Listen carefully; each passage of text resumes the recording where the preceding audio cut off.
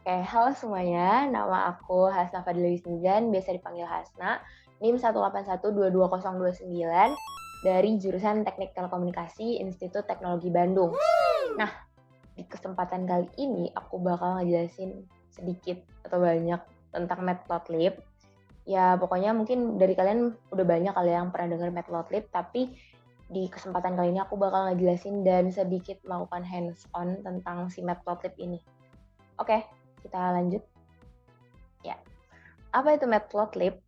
Jadi Matplotlib itu sebuah library Python yang terkenal dan andal buat visualisasi data yang memungkinkan kita buat bikin kayak beragam jenis grafik, kayak plot garis, scatter, bar, histogram, pie chart, dan banyak opsi lainnya.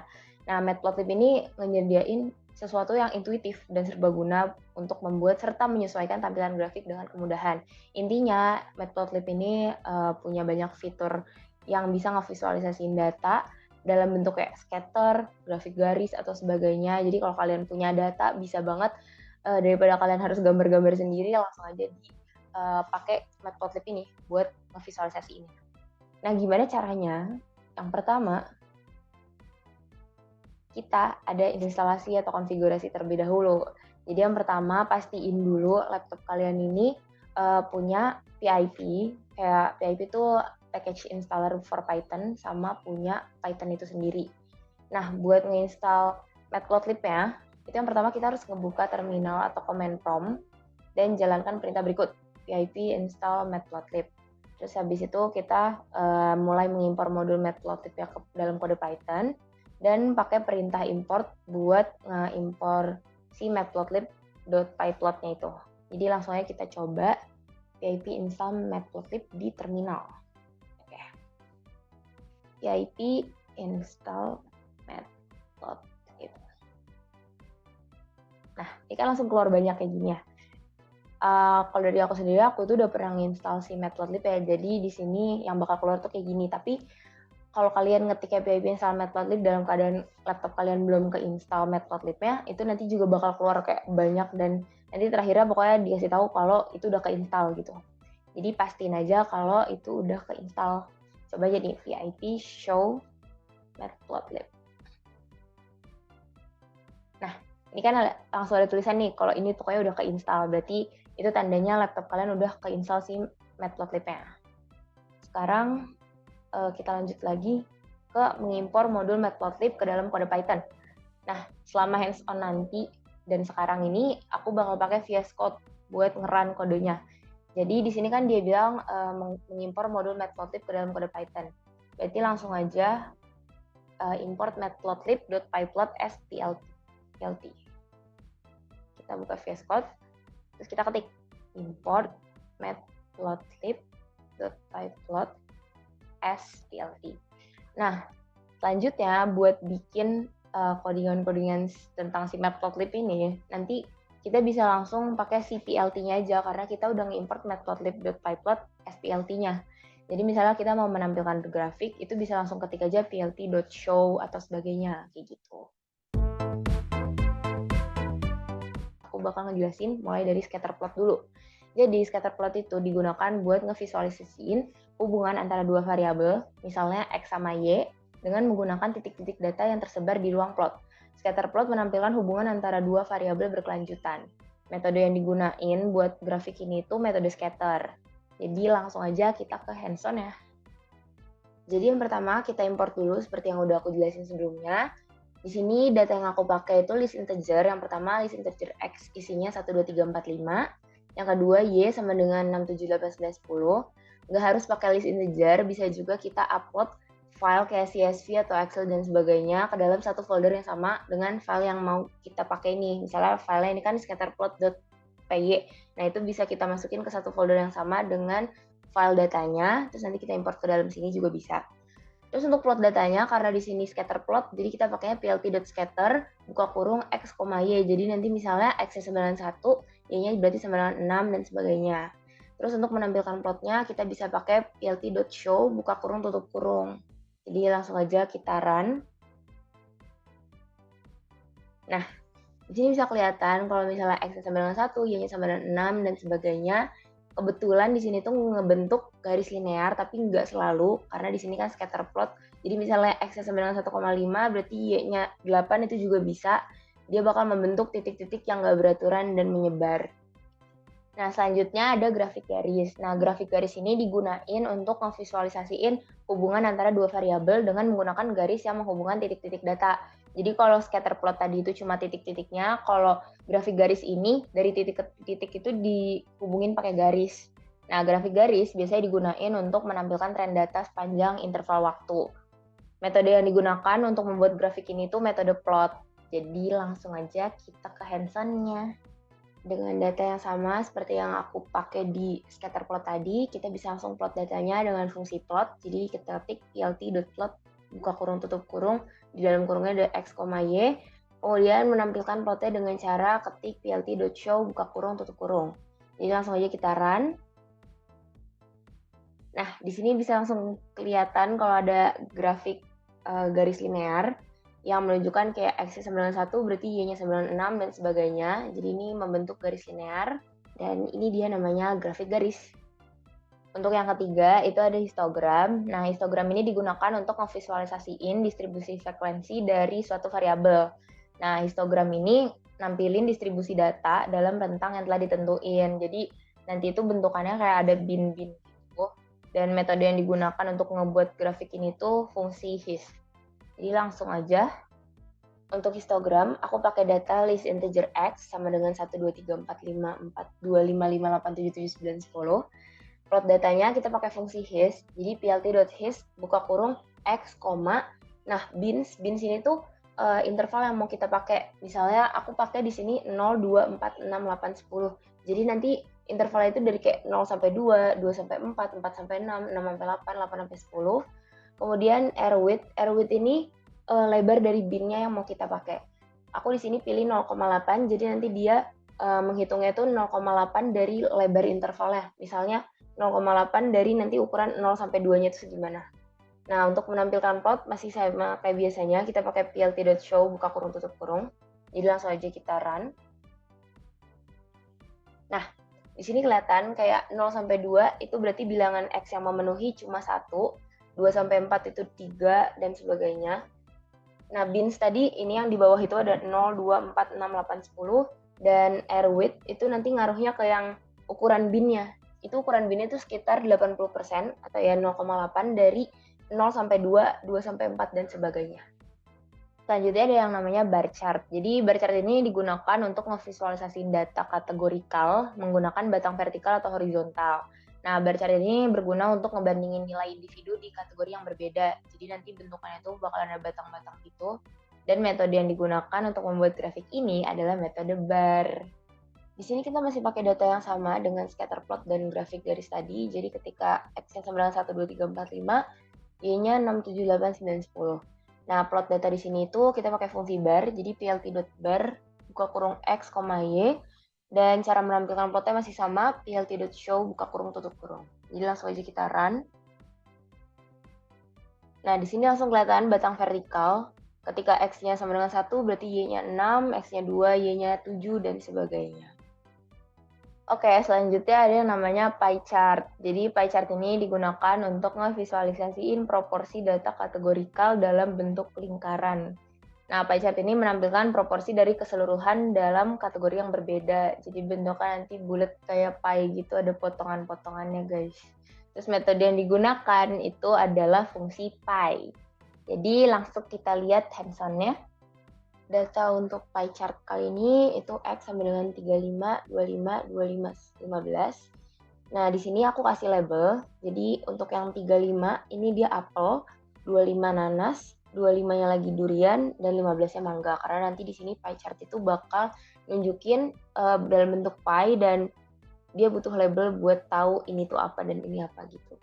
Jadi untuk plot datanya kita pakai fungsi pie. Jadi plt.pie buka kurung X, nah labels ini yang namain tadi. Jadi labelsnya sama dengan label karena di sini aku namainnya label.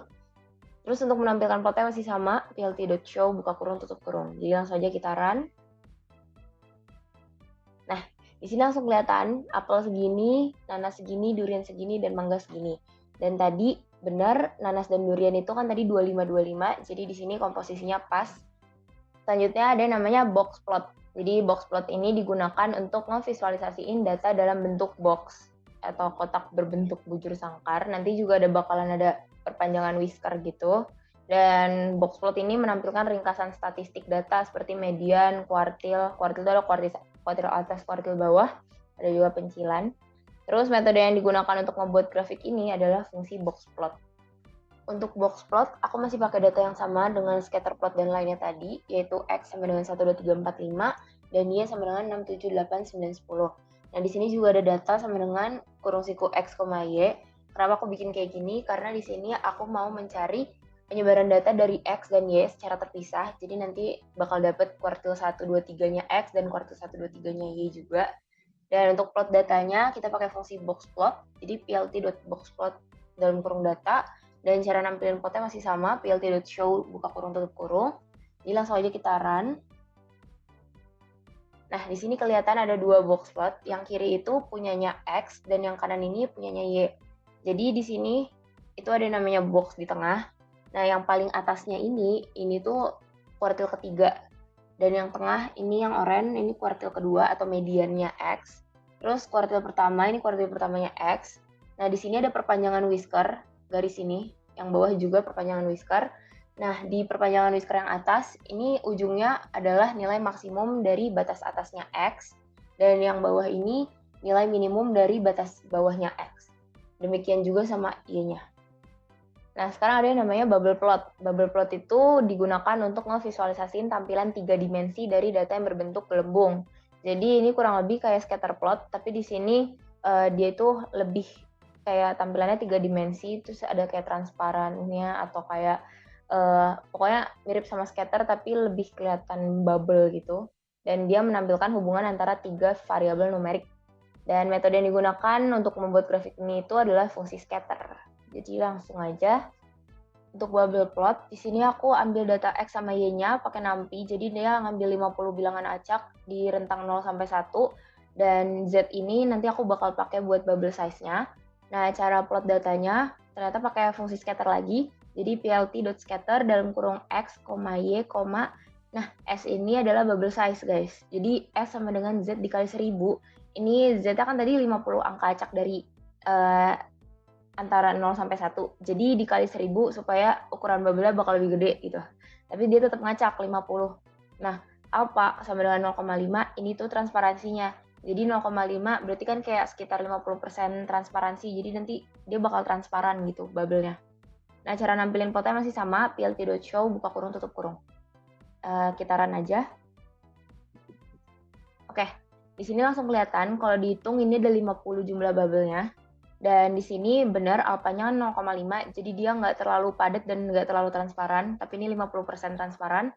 Dan ini rentangnya, karena tadi kita ngambil random 50, itu di antara 0 sampai 1, makanya di sini range-nya 0, semua.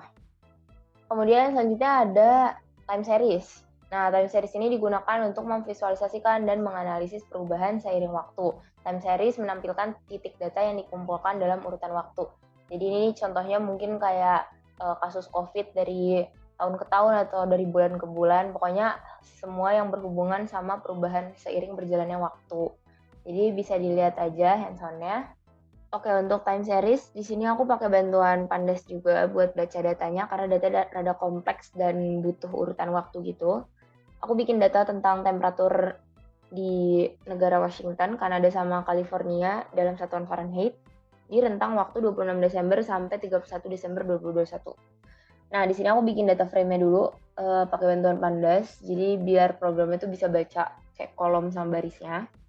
Terus kita ubah dulu tipe datanya ke datetime 64. Kenapa harus diubah? Supaya programnya bisa baca urutan waktunya, kayak urutan tanggalnya gitu.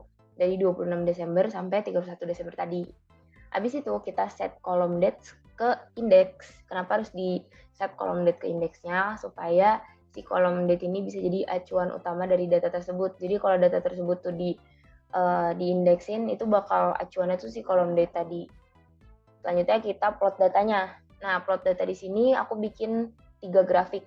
Jadi kita ngeplotnya 3 grafik berdasarkan negaranya. Kayak misalnya temperatur di Washington, terus habis itu di Kanada sama di California. Habis itu ada labeling. Sebenarnya labeling ini lebih ke kustomisasi sih guys. Jadi biar programnya bisa baca dan ngasih tampilan kayak si sumbu X ini adalah date sama si sumbu Y ini adalah time in Fahrenheit. Nah, habis itu kita tampilin plotnya, terus habis itu langsung aja ketik plt.show, buka kurung tutup kurung, gitaran.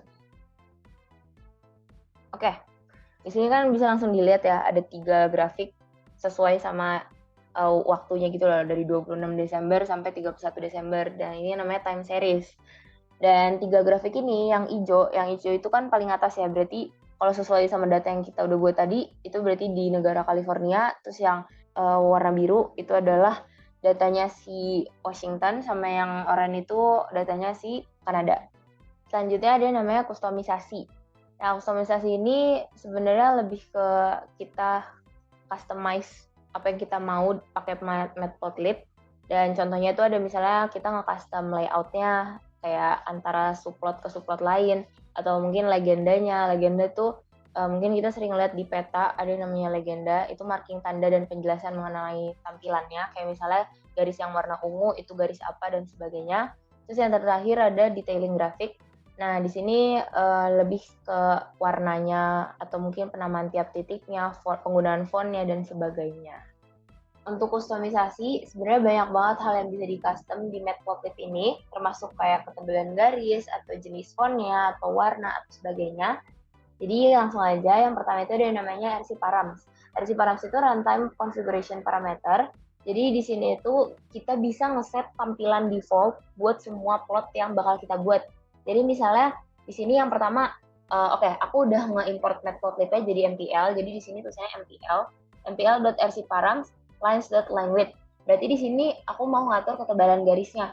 Di sini aku taruh 2. Jadi untuk plot-plot yang bakal aku bikin itu semuanya ketebalan garisnya bakalan 2 terus. Dan yang lainnya itu ada line style. Misalnya line style itu mau strip-strip kayak dia bakalan jadi garis putus-putus, itu bisa kita atur juga. Habis itu label size-nya bisa kita atur. Misalnya di sini aku atur 12.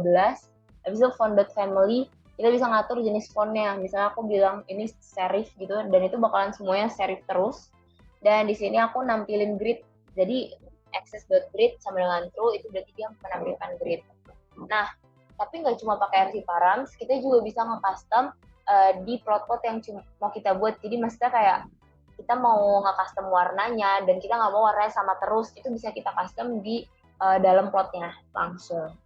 Yang pertama, di sini aku punya data X912345, terus Y1 9246810, dan yang Y2 sama dengan 13579.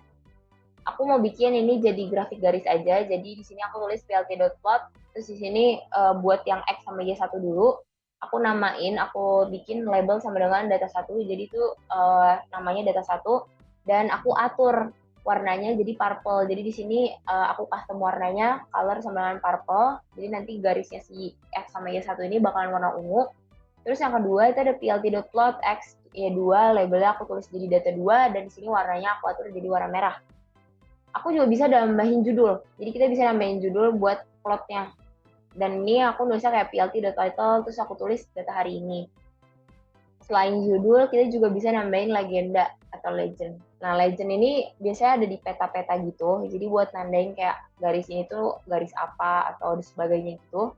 Sama di grafik di plot-plot ini juga dia bakal nandain garis yang ini tuh namanya apa dan sebagainya. Jadi kalau misalnya yang data 1 nanti berarti garis yang warna ungu bakal ditulis sebagai data 1 dan garis yang warna merah bakal ditulis sebagai data 2. Nah, penempatan si legend ini bisa di mana aja. Tapi di sini aku ceritanya mau nulisnya di pojok kanan bawah, jadi aku nulisnya lock sama dengan lower right. Terus habis itu kita juga bisa ngubah layout plotnya. Tapi biasanya layout plot ini dipakai buat kalau ada subplot gitu, jadi kayak plotnya nggak cuma satu, itu biasanya kita bisa pakai tight layout, tapi bagian path-nya gitu, jadi dia bakal ngasih tahu jarak antar plotnya itu berapa atau gimana, itu bisa kita atur juga. Tapi karena di sini aku cuma bikin satu plot gitu, jadi aku bikinnya marginnya, jadi itu yang rect ini tuh bakal ngegambarin marginnya. Terus langsung aja kita tampilin plotnya pakai plt.show, buka kurung tutup kurung, langsung kita run. Nah, ini langsung kelihatan. data hari ini itu berarti kan tadi karena kita nambahin judul, terus habis itu garisnya si data 1 dan data 2 ini putus-putus karena kita udah ngeset default dari awal maunya mereka putus-putus dari RC Params tadi. Habis itu kayak ada gridnya di belakang karena dari RC Params tadi juga, dan fontnya itu serif. Terus habis itu di kanan bawah ini ada yang namanya legend. Nah ini namanya legend guys. Ini yang ngegambarin kayak misalnya garis putus-putus yang warna ungu itu data 1, yang warna merah itu data 2 kayak gitu. Dan ini kalau dilihat marginnya kayak dia ada di sebelah kiri, terus kayak gitu itu karena settingan si tight layout yang udah kita buat tadi. Oke, sebenarnya itu aja yang mau aku jelasin tentang Matplotlib dan segala perhands-on-annya.